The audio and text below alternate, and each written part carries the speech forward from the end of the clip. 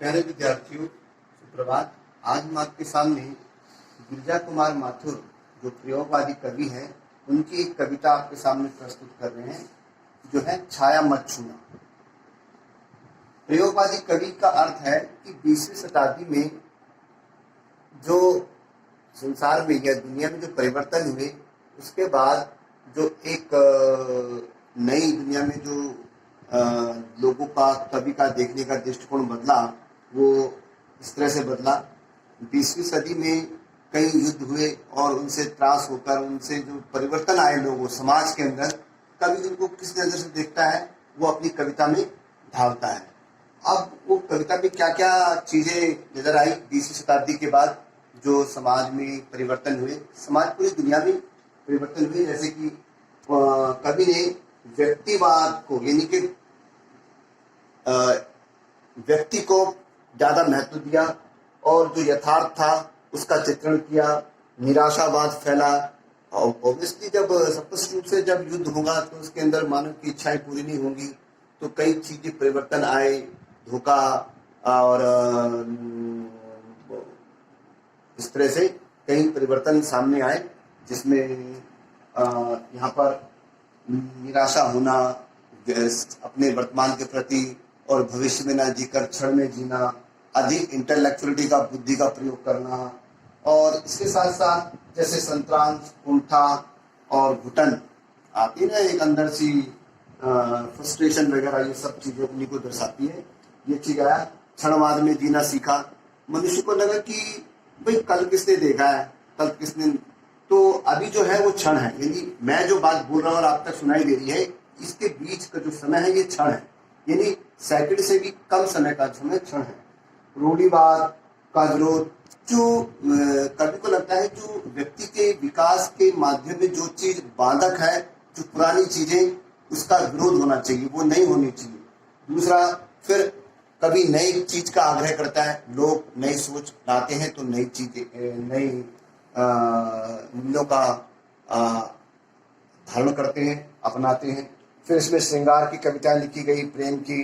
नगर में अचानक, नगरों में एक नया परिवेश देखने को मिलता है, चकाचौंध वाला नगर हमें देखने को मिलता है। और कविता में नए ढंग की प्रकृति चित्रण हुए, नए ढंग की प्रकृति आई, ठीक है ना, चित्रण हुआ, व्यंग आया, सटार जैसे बोलता है इंग्लिश में, और शिल्प के नए प्रयोग का प्रयोग हुआ। कविता के अंदर कई शब्द ऐसे हैं, जो ऐसे शब्द प्रयोग हुए जो नहीं होने चाहिए थे, आक्रोशवश, और कहीं कहीं अंग्रेजी के शब्दों का भी प्रचुर मात्रा में प्रयोग मिलता है। तो ये शिल्प के प्रयोग इस तरह से है। ऐसी एक कविता जो छाया मत छूना, जो संतरास, कुंठा और घुटन और क्षणवाद में जो विश्वास करती है, यहाँ पर कवि ने व्यक्ति के भीतर के अंदर की जो एक निराशावादी विचारधारा को छोड़कर वर्तमान में जीने का एक हमें संदेश दिया है। अब मैं इसकी व्याख्या करने जा रहा हूं, जरा ध्यान से सुनिए। कवि कह रहा है कि छाया मत छूना, मन होगा दुख दूना, जीवन में है सुरंग सुधिया सुहावनी, छवियों की चित्रगंध फैली मन भावनी, तन सुगंध शेष रही बीत गई यामनी, कुंतल के फूलों की याद बनी चांदनी, भूली सी एक छून बनता हर जीवित क्षण, छाया मत छूना। कवि यहाँ पर कहता है कि छाया को मत छूना, यानी कि जो आपके अतीत में जो कुछ हुआ, यानी विगत में, विगत माने अतीत, पास्ट में जो कुछ भी हुआ, उसको याद मत करना। क्यों? क्योंकि उसको याद करने से आपके मन के दुख दुगना हो जाएंगे। अर्थात कि वर्तमान में पहले से ही दुख है, और अतीत के दुखों को, उन अच्छी यादों को याद करके कुछ फर्क तो पड़ने वाला नहीं है, वो हमें मिलते नहीं जाएंगी। लेकिन क्या काम करते हैं वो?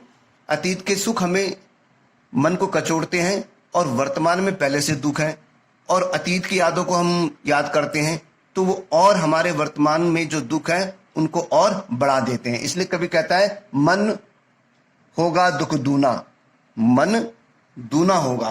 प्रश्न यह उठता है, बच्चे पूछ सकते हैं कि सर दुख दुगना कैसे होगा, दूना माने दुगना कैसे होगा? इसी प्रकार से होगा जैसे कवि कह रहा है कि हमें वर्तमान में जीना चाहिए, अतीत की स्मृतियों में नहीं जीना चाहिए। विगत सुखों को देखकर वर्तमान में नहीं जीना चाहिए। इससे विगत सुख तो हमें मिलेंगे नहीं, उनकी कल्पना मात्र अब तो वो चले गए, लेकिन वो हमारे वर्तमान के दुख को और बढ़ा देते हैं।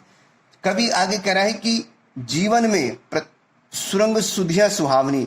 कवि कह रहा है कि प्रत्येक मनुष्य के जीवन में कुछ सुंदर यादें होती हैं और कुछ अपने सहयोगी यानी कुछ अपने मित्रों के साथ, सगे संबंधियों के साथ बिताई गई उनकी कुछ मन भावनी यादें जुड़ी रहती हैं। छवियों की चित्रगंध फैली मन भावनी। देखो कविता के अंदर इस बात को समझना होता है कि छवियां की चित्रगंध, ये चित्रगंध माने चित्रों की गंध, समझ में आ रहा है। छवियां माने वो छवि माने छवि यानी कि सूरत।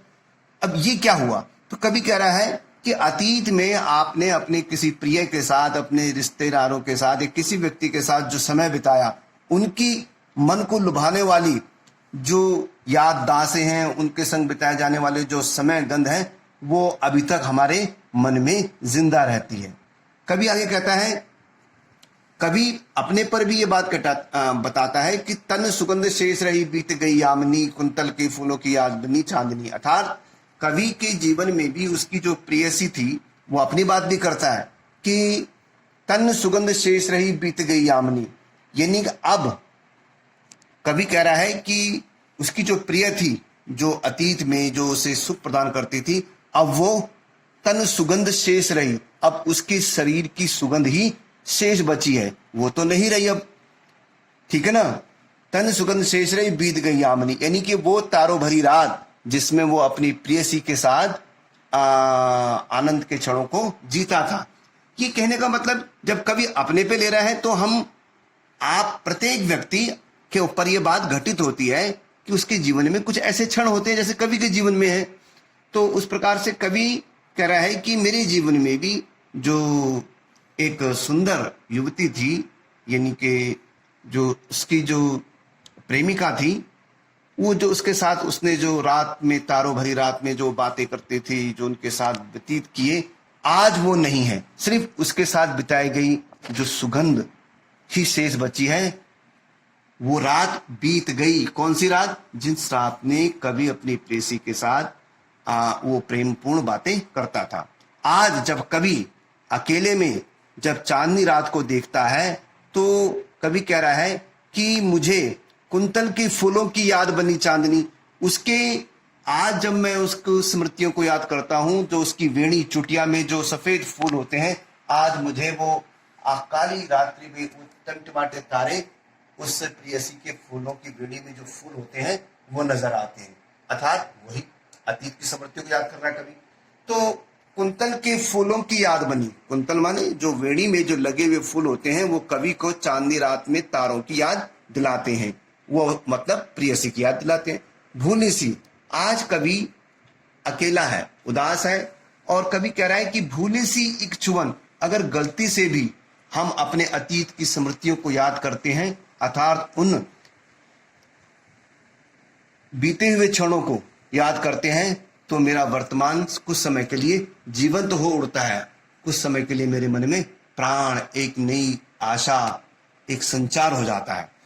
लेकिन कवि कह रहा है लेकिन उससे कुछ फायदा नहीं है, क्योंकि वो क्षण सिर्फ हमारे भीतर एक आनंद पैदा कर सकते हैं, वास्तविकता में प्रकट नहीं हो सकते। इसलिए कवि कह रहा है कि हे मनुष्य, हे पाठकों या हे व्यक्ति, अपने अतीत के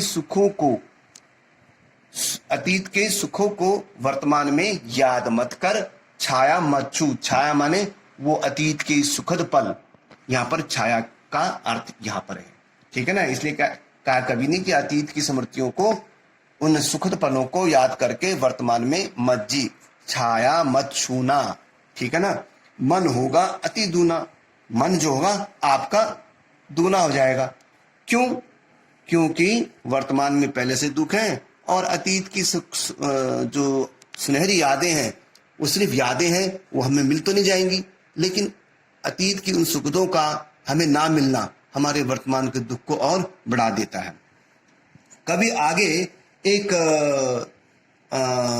फिलोसफर की तरह, अर्थात एक दार्शनिक की तरह हमें ये बताता है, यश है या ना वैभव है, मान है ना शर्माया, जितना ही तू दौड़ा उतना ही तू भरमाया।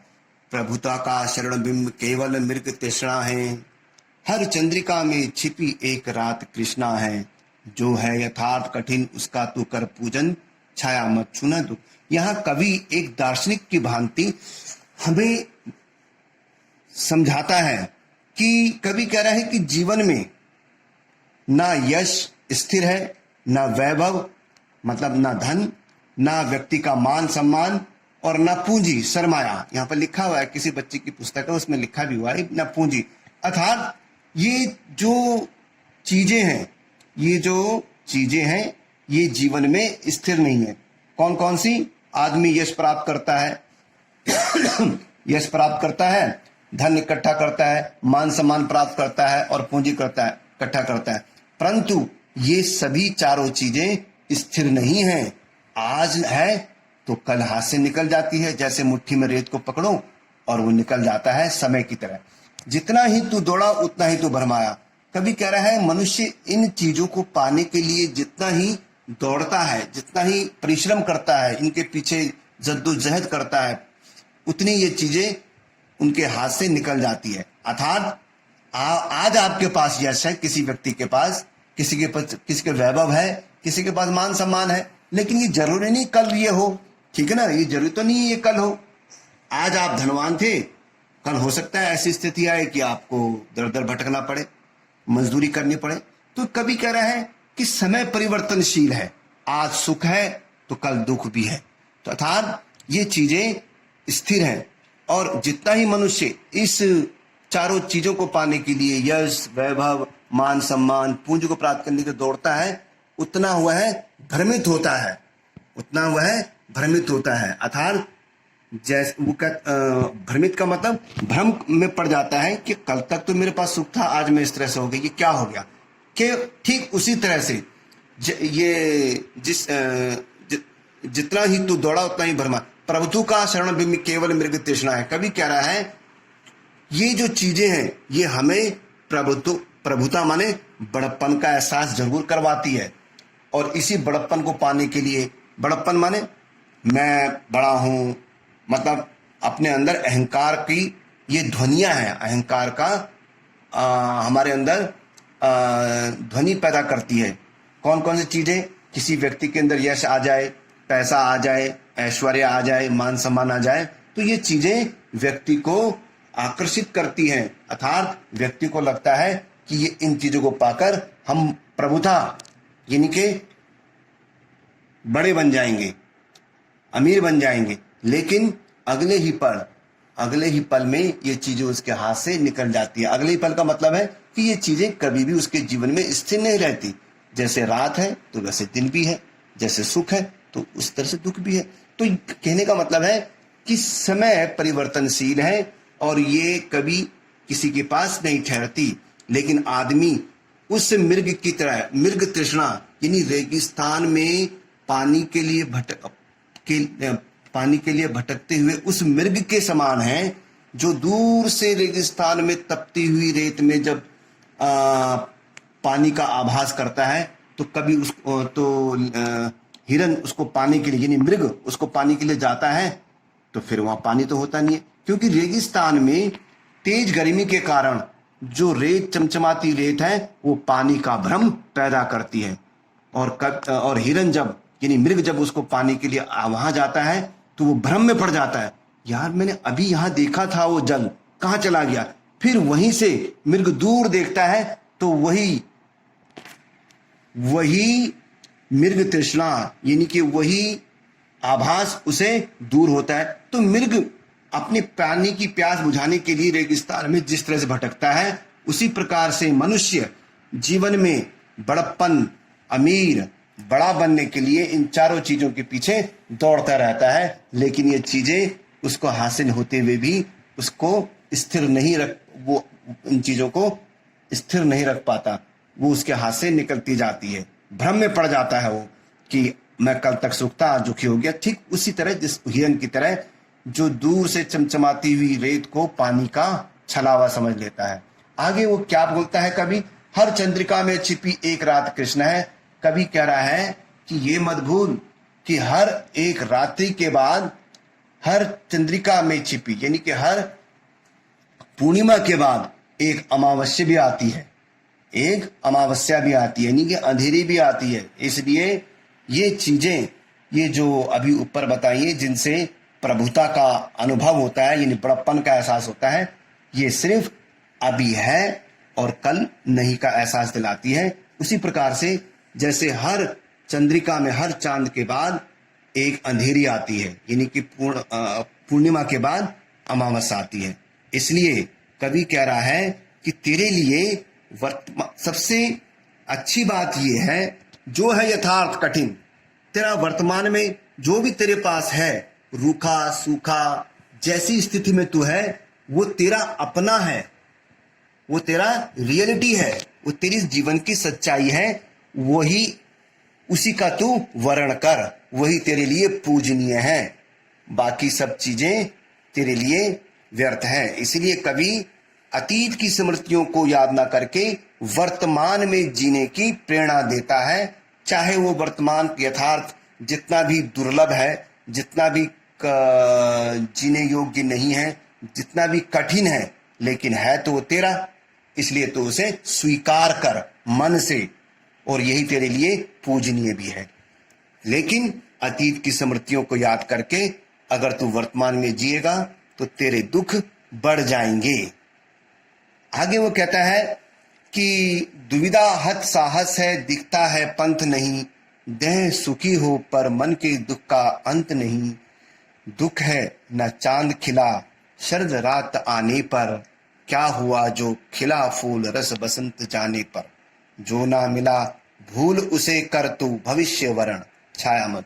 यहाँ पर कभी फिर एक दार्शनिक की भांति हम पाठकों को ये समझाता है कि कभी कभी हिम्मत वाला व्यक्ति भी साहस तोड़ता हुआ दिखाई देता है। यानी जितना भी साहसी व्यक्ति क्यों ना हो, लेकिन वो परिस्थितिवश दुविधा ग्रस्त दिखाई देता है, और इस दुविधा ग्रस्त में उसको मार्ग नहीं सूझता है। कभी कभी मनुष्य जितना भी साहस करके परिस्थितियों से लड़े, लेकिन कभी कभी उसकी हिम्मत, साहस टूट जाती है। दुविधा हत माने साहस का नष्ट होता हुआ दिखाई देता है कभी कभी साहसी व्यक्ति को, और वो प्रश्न में ही उलझ के रह जाता है, समझ नहीं आता कि क्या करूं क्या ना करूं, पंथ दिखता नहीं है। ठीक है ना, क्या करूं ना करूं, इस दुविधा में पड़ जाता है, अर्थात द्वंद्व में फंस जाता है कि ये करूं ये न करूं, क्या करूं, है ना। एक गाना भी है, क्या करूं क्या ना करूं कैसे मुश्किल है, कोई तो बता दे इसका हल मेरे भाई। ये जो गाना है ये द्वंद्व है।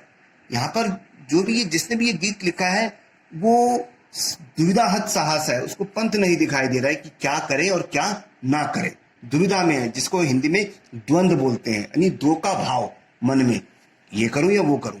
तो इसमें कभी कभी साहसी व्यक्ति की हिम्मत भी टूटती हुई दिखाई देती है, उसको मार्ग नहीं मिलता है, यानी उसे हल नहीं मिलता है, उसको सोल्यूशन नहीं मिलता है।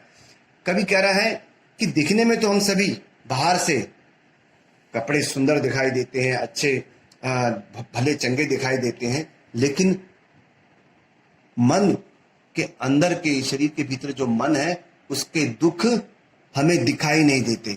आज एक की इच्छा पूरी होती है तो कल दूसरी, फिर तीसरी, इस तरह से देह सुखी हो, लेकिन मन का जो दुख है उसका अंत नहीं होता, वो बना रहता है।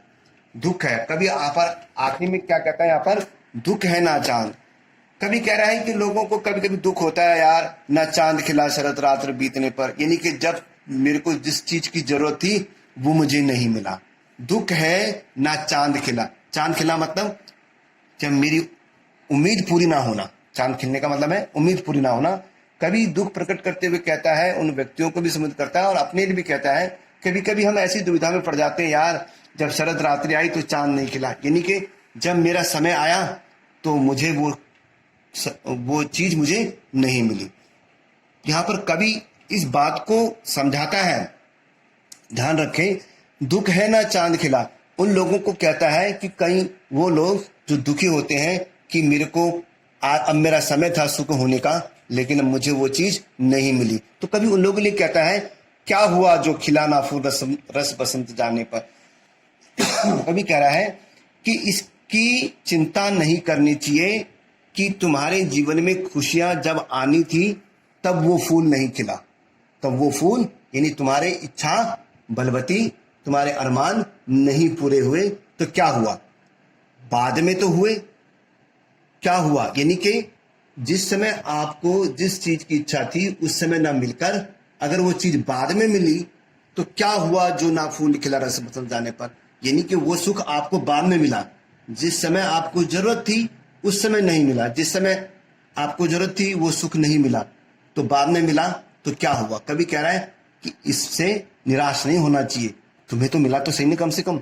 लोग सोचते हैं यार अब क्या फायदा ऐसे जीने का, जब मुझे वो चीज मिलनी थी तब नहीं मिली। लेकिन कभी यहाँ पर निराशा में भी आशावान बने रहना चाहता है और वो क्या कहता है कि क्या हुआ जब तेरे को जो सुख नहीं मिले बाद में तो मिले, मिला तो सही ना, उसका तू कर वरण, उसको तू स्वीकार कर, ठीक है ना। जो ना मिला फूल उसे भूल, उसे तू भविष्य वरण, जो तुझे नहीं मिला उसको भूल कर तू अब उसका स्वीकार कर। जो ना मिला उसे भूल कर तू भविष्य वरण, अब जो आगे देख, तू जो तेरे को नहीं मिला छोड़ दे, लेकिन अब जो मिला है उसको तो स्वीकार कर और अपने भविष्य को सुंदर बना। लेकिन ऐसा नहीं कि तू अतीत की स्मृतियों को याद कर अपने वर्तमान में पहले से ही दुखों को और बढ़ा दे। कवि इस बात के लिए मना करता है, कहता है कवि कि छाया मत छूना दुख मत होना। यहाँ पर कवि ने निराशा में भी एक आशा की बात बताई है और व्यक्ति प्रधान कविता है ये, मैंने बताया जैसे घोर व्यक्तिवाद, यहाँ पर व्यक्ति को प्राथमिकता दी गई है कि किसी भी कीमत में व्यक्ति को जीवित रहना है किन परिस्थितियों में। तो आज की हमारी कविता यही समाप्त होती है। आशा है आपको समझ में आ गया होगा। कल हम नई विषय के साथ प्रस्तुत होंगे। धन्यवाद।